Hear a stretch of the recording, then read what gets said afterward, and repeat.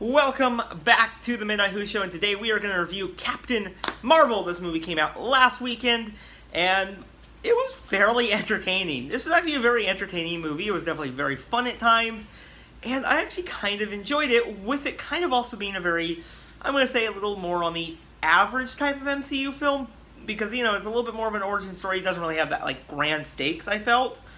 But this film did a very good job at kind of world building. You know, basically built the world. We get to see a little bit more of the Kree, and the Galaxy villain return, Ronan.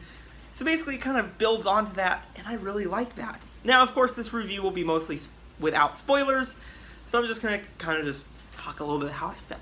So yeah, now, of course, this movie is set in the 90s, and I really kind of like that because it kind of sets itself apart because of what's currently going on in the MCU, based on Infinity War.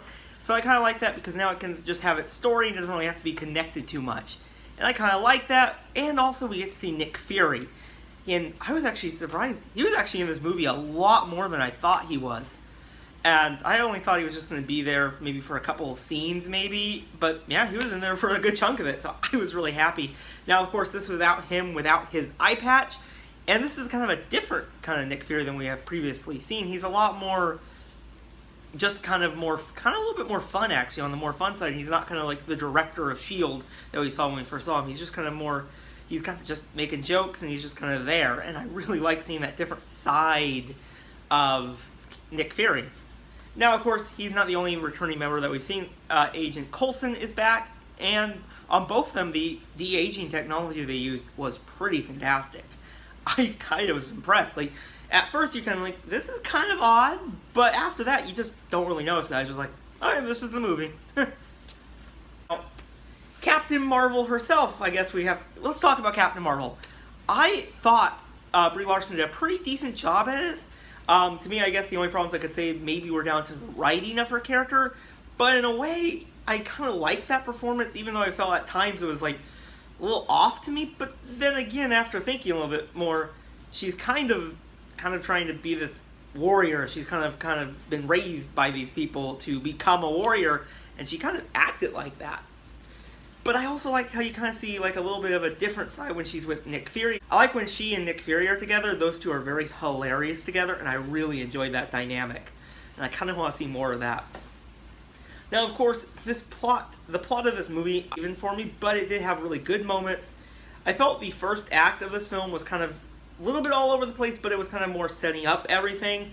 But when I was watching in the theater, I felt this was really entertaining. I like this kind of different world, but at the same time, I was like, what's going on? This kind of seemed a little bit just kind of fast-paced, and then it kind of slowed things down when she got on Earth, and then the third act kind of brought everything back. So it's a little bit weird how they paced this film, but I do think it was edited well, and it didn't really feel kind of choppy, and it didn't take away from being a very fun, entertaining film. So yeah, that's Captain Marvel. Captain Marvel is definitely a C plus B minus range for me. You know, to me though, it's not bad. This movie to me is not bad. I have seen many bad movies, and this movie definitely doesn't feel bad.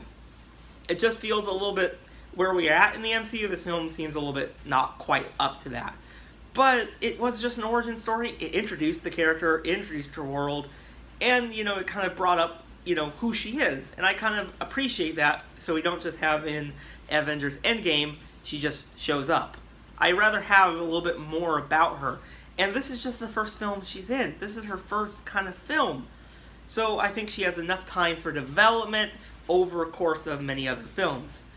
But to me, I do think they could have changed a few things in this film. And there's also a few things in this film that are a little bit more spoilery that did a little bit bother me, but I'm not going to mention them.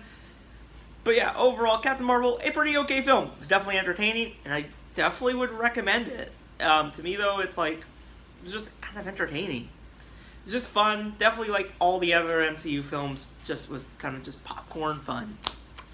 So, of course, let me know your guys' thoughts on Captain Marvel. Keep it spoiler-free in the comments below, and I'll, of course, see you guys in the next video. Bye, everyone.